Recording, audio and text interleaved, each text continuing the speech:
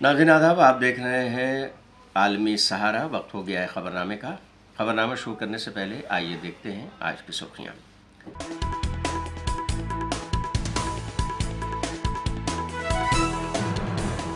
इंदौर में मरकजी वजीर दाखिला एक पेड़ मां के नाम मुहिम में हुए शामिल। कहा ये मुहिम नहीं इनकलाब है।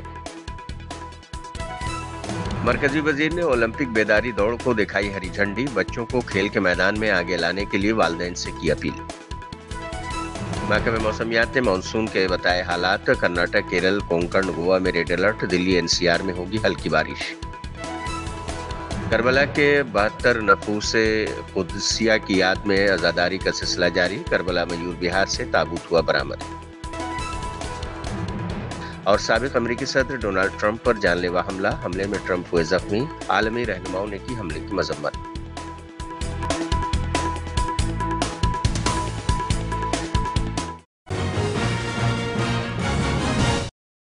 मध्य प्रदेश के इंदौर में मरकजी वजीर दाखिला अमित शाह एक पेड़ मां के नाम मुहिम में शामिल हुए। इस मौके पर एक प्रोग्राम का इनेकाद किया गया है जिसमें मध्य प्रदेश के वजीर आला मोहन यादव भी मौजूद रहे। इस मौके पर अमित शाह ने कहा कि जब पीएम मोदी ने एक पेड़ मां के नाम मुहिम शुरू की थी तब किसी को नहीं पता था कि ये एक इनकलाब बन जाएगा। अब हर कोई एक पौधा लगाकर अपनी मां और धरती मां दोनों को एक साथ मुबारकबाद दे रहा है। इस मुहिम पर मध्य प्रदेश कांग्रेस के सदर जीतू पटवारी ने तनकीद करते हुए कहा है कि बीजेपी का पुराना किरदार ये कहता है कि 6.5 करोड़ पौधे नर्मदा नदी के किनारे लगाए गए थे। हालात ये हुए कि ना तो पौधा मिला और ना ही पौधों को संभालने वाला कोई। मित्रों, आज प्रधानमंत्री जी ने पूरे देश की 130 करोड़ जनता का जो आह्वान किया कि इस वर्षा ऋतु में एक पेड़ मां के नाम ये अभियान को चलाया जाए। जब मोदी जी ने अभियान का सूत्रपात किया तब किसी को मालूम नहीं था कि अभियान एक नारा न रहकर आंदोलन बढ़ जाएगा। आज पूरे देश में हर व्यक्ति अपनी मां के नाम पर एक वृक्ष लगाकर अपनी मां को और धरती माता को दोनों को एक प्रकार से प्रणाम करने का काम करता है। पर्यावरण को लेके जो भी प्रयास किए जाए स्वागत योग्य है, पर भारतीय जनता पार्टी का जो पुराना इतिहास है, जो चरित्र है, वो ये कहता है कि 6 करोड़ 51 लाख पौधे, 6.5 करोड़ पौधे नर्मदा किनारे लगाए थे। हालात क्या हुए? न पौधा मिला, न उसको पौधे को संभालने वाला मिला। यानी वो सिर्फ करप्शन की भेंट चढ़ा। तो 51 लाख पौधे इंदौर में आज विज्ञापनों से भरे पड़े हैं अखबार। अच्छी बात है, पर जितना इंदौर है उससे डबल करना पड़ेगा 51 लाख पौधे में। अगर क्षेत्रफल की दृष्टि से एक पौधे का क्राइटेरिया बनाया जाए तो जितने आज है उससे डबल करो। तो अच्छी बात है। पहले तो पर्यावरण को लेकर पौधे का लगाने का अभियान का हम स्वागत करते हैं, पर इतिहास इनका करप्शन का है और इवेंट का है। तो मैं मानता हूं इवेंट और करप्शन से बच के पौधे लगे, ये भी पर्यावरण के लिए बहुत अच्छा है। दिल्ली में मरकजी वजीर गिरिराज सिंह और बीजेपी के रुकने पार्लियामेंट मनोज तिवारी ने भारत इन पेरिस ओलंपिक बेदारी दौड़ को हरी झंडी दिखाई। वाज़ेह रहे कि 2024 के ओलंपिक 26 जुलाई से 11 अगस्त तक पेरिस में मुनक़िद हो रहे हैं। इस साल 113 हिंदुस्तानी एथलीटों ने ओलंपिक के लिए क्वालिफाई किया है। इस मौके पर गिरिराज सिंह ने कहा कि इन खेलों में हिंदुस्तान दुनिया में 30 नंबर पर है। मैं वालिदैन को कहूँगा कि जब बच्चे घरों में खेलते हैं तो उन्हें खेलने की छूट भी दें और पढ़ाई भी करें। मनोज तिवारी ने कहा अगला ओलंपिक पेरिस में है। इन खिलाड़ियों से भारत को काफी उम्मीदें हैं। मैं ये देख रहा हूं कि भारत इन पेरिस अवेयरनेस के लिए आज मैराथन दौड़ शुरू हुआ, जिसके लिए हम सब यहाँ इकट्ठे हुए। लेकिन इसके पीछे आप देखो कि दुनिया कहाँ जा रहा है। अब ई गेम्स में भारत दुनिया के 3रे नंबर पर है। और आज हम बच्चे जब घर में गेम खेलते तो मैं ये नहीं कहूंगा कि अभिभावक को कहूंगा कि बच्चे को ई गेम्स खेलने की छूट भी दो और पढ़ने की कला भी दो। मैं ये जरूर कहूंगा कि जब से नरेंद्र मोदी की सरकार आई है पहले 400 करोड़ रुपया इसके केवल फंड होते थे, आज लगभग 4000 करोड़ है डायरेक्ट फंड, और उसके बाद अलग अलग हिस्सों में अलग अलग, और हम पदक भी जीत रहे हैं। तो हम देशवासियों को, खिलाड़ियों को, जो 2036 में ओलंपिक होगा उसके लिए खुशी है, और आज जो पेरिस इन भारत, इसके अवेयरनेस के लिए हम सब इकट्ठे हुए, ये मोदी की प्रेरणा। अगला जो ओलंपिक है वो पेरिस में है। भारत की टीम से भारत को बहुत उम्मीदें हैं और इसलिए लोग दुआएं कर रहे हैं, लेकिन ये एक बड़ा इवेंट है मैराथन का। जो ये मैराथन ही हो रहा है पेरिस में, भारत के खिलाड़ियों को ज्यादा से ज्यादा पदक मिले, इसका मनोबल बढ़ाने के लिए, और हम लोग इसमें भाग ले रहे हैं। मेरा पूरा विश्वास है कि इस बार ये जो दिल मांगे मोर, तो और ज्यादा पदक निकल के आएंगे, और हम लोग अभी से उनको चीयर कर रहे हैं। हरियाणा के वजीर आला नायब सिंह सैनी रियासती सतह के राहगीरी प्रोग्राम में शामिल होने के लिए अम्बाला पहुंचे। इस मौके पर वो साइकिल चलाकर प्रोग्राम में पहुंचे। नायब सिंह सैनी ने कहा, राहगीरी प्रोग्राम में मोहब्बत और भाईचारे का जज्बा बेदार होता है। आज पूरा शहर एक मुकाम पर उमड़ा है और यहाँ पर अलग अलग स्टॉल लगाकर नौजवानों को बेदार किया जा रहा है। जो अलग अलग, चाहे सेल्फ हेल्प ग्रुप है, चाहे हमारे युवा साथी हैं, उन्होंने भी अपनी प्रतिभा का लगभग 23 आइटमें ऐसी थी, उनका यहाँ पर प्रदर्शन किया है राहगीरी कार्यक्रम में, क्योंकि एकता और प्रेम की भावना झलकती है। आज पूरा शहर एक स्थान के ऊपर उमड़ा है और यहाँ पर अलग अलग स्टॉल लगा करके, जो स्टॉल लगाए गए हैं, युवाओं को भी जागरूक करने का काम और खेलों के द्वारा भी अपना प्रदर्शन दिखाने का यहाँ पर काम, चाहे रस्साकशी की है, फुटबॉल की है, या जूडो कराटे की है, या पौधारोपण की है। पौधे वितरित किए गए हैं। आदरणीय प्रधानमंत्री नरेंद्र मोदी जी का जो आह्वान था, उन्होंने 5 जून को जो आह्वान किया, एक पेड़ मां के नाम, हमने भी कल उसका हरियाणा में शुभारंभ किया है। 1.5 करोड़ से ज्यादा, लगभग 1.5 करोड़ पौधे हरियाणा के अंदर लगेंगे। पिछले 10 वर्षों में हमारी सरकार ने हरियाणा प्रदेश के अंदर 18 करोड़ के करीब पौधे लगाए हैं। आज जिस प्रकार का वातावरण, जिस प्रकार का वायु पोल्यूशन और जिस प्रकार से लगातार टेम्परेचर बढ़ रहा है, हम सब ये संकल्प लें कि हम, चाहे बच्चे का बर्थडे है, चाहे परिवार में कोई सुगन का कार्यक्रम है, या बड़े बुजुर्ग का दिवस है, हम संकल्प लेकर के जो एक योजना चली है कि एक पेड़ मां के नाम, हम एक पेड़ अवश्य लगाएं। हमने इसके अंदर और भी हरियाणा के अंदर हमने लगभग 50,000 वन मित्र हम इसके अंदर रख रहे हैं, और उन वन मित्रों को जो वो पौधा लगाएंगे, एक पौधा लगाने के लिए और उसकी परवरिश करने के लिए उसको 20 रुपया दिया जाएगा। अगर कोई व्यक्ति अलग से पौधा लगाता है और पौधा लगा करके हमारे वन मित्र को सौंपता है, जो उसकी परवरिश करेगा, तो उसको भी 10 रुपए के हिसाब से हम पौधा उस वन मित्र को देंगे जो उसकी परवरिश करेगा। झारखंड के वजीर आला हेमंत सोरेन ने अपने अहले खाना के साथ यूपी के मिर्जापुर में वाक़े मां विंध्याचली मंदिर में पूजा अर्चना की। इस मौके पर उन्होंने कहा कि इंसाफ के तहत मैं बाहर आया हूं।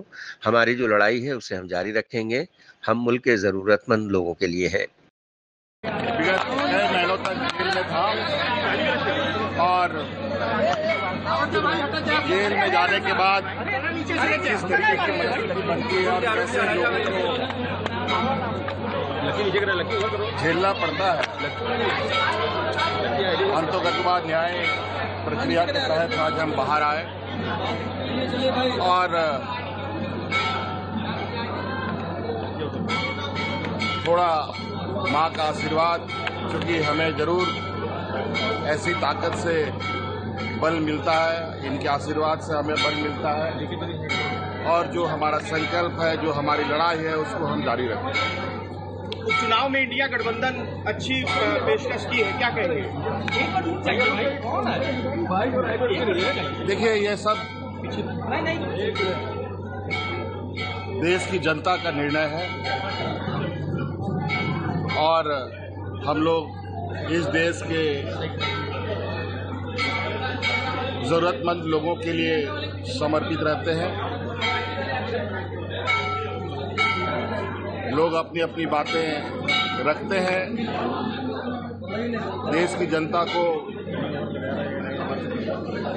जो चीजें समझ आती है, उसके अनुरूप परिणाम भी हमें मिलते हैं और हमें लगता है कि जनता का ही आशीर्वाद हमारी बड़ी ताकत है। मुल्क की 7 रियासतों की 13 असेंबली सीटों पर हुए ज़िमनी इंतखाबात के नतीजे आने के बाद लीडरान के रद्द-ए-अमल का सिलसिला भी जारी है। वाज़ेह रहे कि इंडिया इत्तेहाद ने 10 सीटों पर कामयाबी हासिल की है और 2 सीटें बीजेपी ने जीती हैं और 1 सीट पर आज़ाद उम्मीदवार ने कामयाबी हासिल की। छत्तीसगढ़ के साबिक वज़ीर आला और कांग्रेस के लीडर भूपेश बघेल ने भी खुशी का इजहार किया। उत्तर प्रदेश कांग्रेस के सदर अजय राय ने बीजेपी पर सख्त तनकीद की है। देखिए, जब आम चुनाव नहीं होते और जब इस प्रकार से उपचुनाव होते हैं, भारतीय जनता पार्टी बुरी तरह से पिछड़ जाती है। आप राजस्थान में आप देखें, आपने उसको मंत्री बनाया, मंत्री के रूप में चुनाव लड़ाया, लेकिन वो फिर भी हार गए। तो ये बहुत सारे संकेत। एक बात तो ये है कि मोदी अभी जो 4 जून का जो रिजल्ट आया, उससे जो मोदी की गारंटी है उसे जनता ने अस्वीकार कर दिया। 400 पार की बात करते थे तो 240 में आकर अटक गए। और अभी जब विधानसभा के उपचुनाव हुए, उसमें 13 में केवल 2 सीट वो जीत पाए, बचत विरोधी दल जीते हैं। इसका मतलब है कि उसका जनाधार खिसक रहा है, लोकसभा में भी और राज्यों में भी। ये स्थिति दर्शाता है। दूसरी तरफ ये भी ये संकेत देता है कि जब बड़े चुनाव होते हैं तब शायद ईवीएम का खेल होता होगा, या ऐसे चुनाव होते हैं उसमें तो कहीं, चाहे वो बद्रीनाथ की बात करो, चाहे वो हिमाचल की बात करो, चाहे उत्तराखंड की बात करो, चाहे कहीं बात करो, भाजपा के खिलाफ में फैसला आते हैं। निश्चित तौर से पूरे देश में जश्न का माहौल है। लोकसभा के बाद 7 स्टेट के चुनाव हुए, जहां पर हमने 10 इंडिया गठबंधन एक इंडिपेंडेंट चुनाव जीता और भारतीय जनता पार्टी का सुफड़ा साफ हो गया। उनसे हमने सीटें जीती और सबसे बड़ा संदेश जो इंडिया गठबंधन ने दिया, इस देश की महान जनता ने दिया। पहले अयोध्या जीते, आज बद्रीनाथ जीते हैं। उनका आशीर्वाद, प्रभु का आशीर्वाद हम सब इंडिया गठबंधन कांग्रेस के लोगों पर निश्चित तौर से हम पूरे देश से बीजेपी को उखाड़ कर फेंकेंगे। आने वाले सारे चुनाव इंडिया गठबंधन जीतेगा, कांग्रेस जीतेगी। ये भारतीय जनता पार्टी पूरी तरीके से फंस चुकी है, झूठी बात कर रही है और झूठे बातें कर केवल जनता को भ्रमित कर रही है। 25 जून को ये जो झूठी बात कर रहे हैं, जनता महंगाई, बेरोजगारी, अग्निवीर योजना, नीट योजना, उससे परेशान है।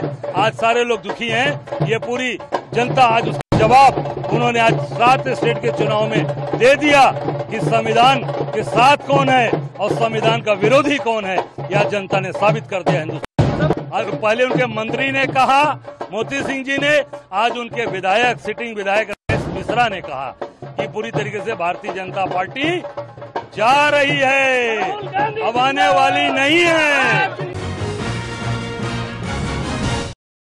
वाक़े करबला के 72 नफूसे कुद्सिया की कुर्बानियों को याद करते हुए मजालिस अज़ा का सिलसिला जारी है। राजधानी दिल्ली के मुख्तलिफ अज़ा खानों, दरगाहों और इमाम बारगाहों में मजालिस हो रही हैं। मयूर विहार 1 में वाक़े करबला में भी अशर मजालिस में मुख्तलिफ ज़ाकिरीन पढ़ रहे हैं। डॉक्टर गुलाम असगर ने 6 मुहर्रम की मजलिस से खिताब किया। इस मौके पर आका इमाम हुसैन के साहिबजादे शबीए रसूल हज़रत अली अकबर का ताबूत भी बरामद हुआ।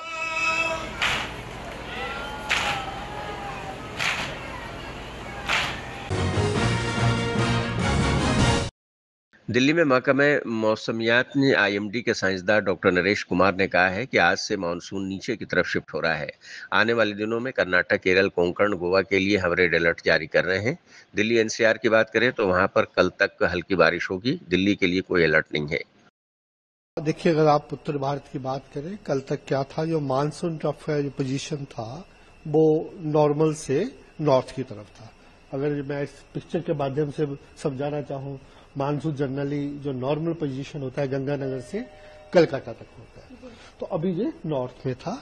लेकिन कल तक का उस समय क्या था, उसके बाद आज से जो है मानसून ट्रफ नीचे शिफ्ट हो गया। और इसके साथ ही जहां पे एक सर्कुलेशन है आपका क्या नाम है, वेस्ट बंगाल में, और इसके प्रभाव से उसके साथ ही ऑफशोर ट्रफ है, हवाएं स्ट्रांग है, तो मेजरली जो वेदर है वो ज्यादातर पेनिनसुलर इंडिया पे ज्यादा वेदर हो रहा है। और आने वाले दिनों की बात करें, हम ये एक्सपेक्ट कर रहे हैं coastal Karnataka, Kerala, south interior Karnataka, Konkan, Goa, Madhya Maharashtra, जहां के लिए हम रेड अलर्ट दे रहे हैं। और वहां पे 20 सेंटीमीटर से ज्यादा आने वाले एक दिनों में रेनफॉल एक्टिविटी हो सकती है। देखिए, अगर एनसीआर की बात करें तो कल तो थोड़ा लाइट टू मॉडरेट रहा, क्योंकि मानसून ट्रफ नॉर्थ में था। आज अभी वो साउथ में शिफ्ट हो गया थोड़ा दिल्ली के। उसके प्रभाव से क्या है कि जहां जो रेनफॉल एक्टिविटी है लाइट ही रहेगी, हल्का फुल्का कहीं पे ड्रिजल या लाइट रेनफॉल हो सकता है। और 2 दिन के बाद जैसे मानसून ट्रफ का फिर वेरिएशन आएगा, उसके बाद लाइट टू मॉडरेट रेनफॉल होने का पॉसिबिलिटी है। नहीं, दिल्ली के रिलेटेड कोई अलर्ट नहीं है। जितना भी अलर्ट है हमारा, जो आज के लिए रेड अलर्ट की बात करें, आज के लिए हमारा स्पेसिफिकली केरला के लिए रेड अलर्ट है, specifically north Kerala, coastal Karnataka, उसके बाद कोंकण एंड गोवा, वहां के लिए हमारा अलर्ट है। और इसके बाद भी कंटिन्यूस 2 दिन जहां ही मैक्सिमम एक्टिविटी होने का अनुमान है। देखिए, बारिश तो हो रहा है, ऐसा नहीं है, लेकिन क्या है कि समझ चलिए ह्यूमिडिटी लेवल थोड़ा बढ़ा हुआ है। वो जनरली क्या होता है कि जब रेनफॉल एक्टिविटी होती है देन इट्स फाइन, कंफर्टेबल लगता है। अदरवाइज क्या है कि जब रेनफॉल नहीं होती, ह्यूमिडिटी हायर साइड रहता है और थोड़ा टेम्परेचर भी स्लाइटली हायर रहता है, इसलिए डिस्कम्फर्ट थोड़ा सा फील होता है। देखिए, वही है कि जब तक मानसून सीजन होता है, आपकी जो हवाएं हैं बे ऑफ बंगाल से जनरली आती हैं, सम टाइम अरेबियन सी से भी आती हैं, तो ह्यूमिडिटी जनरली मानसून सीजन में हायर साइड रहता ही है। और जब तक रेनफॉल नहीं हो तो मानसून जो है ह्यूमिडिटी हायर साइड रहने का अनुमान ही है। जैसे मैंने कहा, आने वाले 2 दिनों में लाइट रेन रहेगा, तो उसके साथ ही ह्यूमिडिटी भी थोड़ा हायर रहेगा, उसके बाद थोड़ा राहत आने का। बिहार में बारिश की वजह से काफी परेशानियों का सामना करना पड़ रहा है। भारी बारिश की वजह से मुजफ्फरपुर में सैलाब जैसे हालात पैदा हो गए हैं, जिसके सबब लोगों को बहुत ज्यादा परेशानियों का सामना है। खुसूसन स्कूली बच्चे बहुत ही मुश्किलों के साथ स्कूल पहुंच रहे हैं। तमिलनाडु में एक अजीबोगरीब खेल का एहतमाम किया गया। थुत्थुकुडी में चंदना मरियमन आनी माह तकरीब के मौके पर हुई रेस में 40 जोड़ी बैलगाड़ियों और 9 घोड़ा गाड़ियों ने हिस्सा लिया। साबिक अमेरिकी सदर डोनाल्ड ट्रंप पर कातिलाना हमला हुआ है, जिसमें ट्रंप जख्मी हुए हैं। डोनाल्ड ट्रंप पेंसिल्वेनिया के इलाके बटलर में मुनक़िद रैली के शुरका से खिताब कर रहे थे, उसी वक्त फायरिंग की गई। गोली बाज़ाहिर ट्रंप के कान को छूती भी निकल गई। ट्रंप तकरीर के दौरान गोलियां चलते ही नीचे झुक गए थे, अलबत्ता उनके दाएं कान पर खून के निशानात दिखाई दे रहे थे। सीक्रेट सर्विस के एहलकार ट्रंप को फौरन अपने हिसार में लेकर मौके से रवाना हो गए। वाक़े के बाद रैली फौरी तौर पर ख़त्म कर दी गई। खबर के मुताबिक हमलावर 20 साला मकामी शख्स जवाबी कार्रवाई में हलाक हो गया है। अमेरिकी सदर जो बाइडेन समेत दुनिया भर के आलमी रहनुमाओं ने ट्रंप पर हमले की मजम्मत की है। I've been thoroughly briefed by all the agencies in the federal government as to the situation, based on what we know now. I have tried to get a hold of Donald. He's with his doctors. Apparently he's doing well. I plan on talking to them shortly, I hope, when I get back to the telephone. Look, there's no place in America for this kind of violence. It's sick. It's sick. It's one of the reasons why we have to unite this country. We cannot allow for this to be happening. We cannot be like this. We cannot condone this. And I want to thank the Secret Service and all the agencies, including the state agencies, that have engaged in making sure that the people who, and we have more detail to come relative to other people maybe injured in the audience. I don't have all that detail. We'll make that available to you. I may be able to come back a little later tonight, but we'll put out a statement if I'm not able to if it's not convenient for you all. But the bottom line is that the Trump rally was a rally that he should have been able to be conducted peacefully without any problem. But the idea that there's political violence or violence in America like this is just unheard of. It's just not appropriate. And everybody must condemn it. Everybody. I'll keep you informed, and if I am able to speak to Donald, I'll let you know that as well. But so far, it appears he's doing well, number one. Number two, that they're thoroughly investigating what happened to anyone else in the audience. We have some reports, but not final reports. And every agency in the federal government, I'm going back to my phone to speak with the federal agencies that are being put together again to give me an updated briefing. Has anything happened? They learned any more in the last couple hours. So thank you very much, and I hope I get to speak to them tonight, and I'll get back to you if I do, okay? I don't know enough I have an opinion, but I don't have any facts. So I want to make sure we have all the facts before I make any more comments.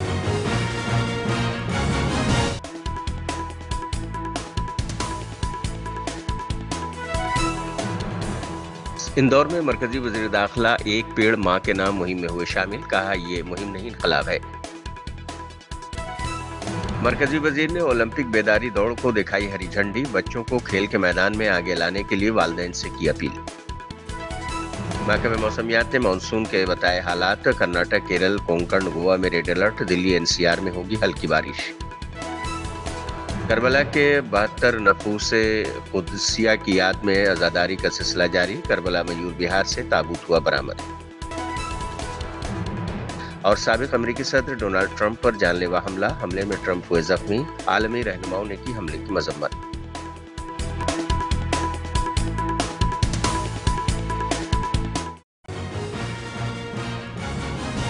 तो आज के खबरनामे बस इतना ही। दीजिए इजाजत, लेकिन आप देखते रहिए आलमी सहारा।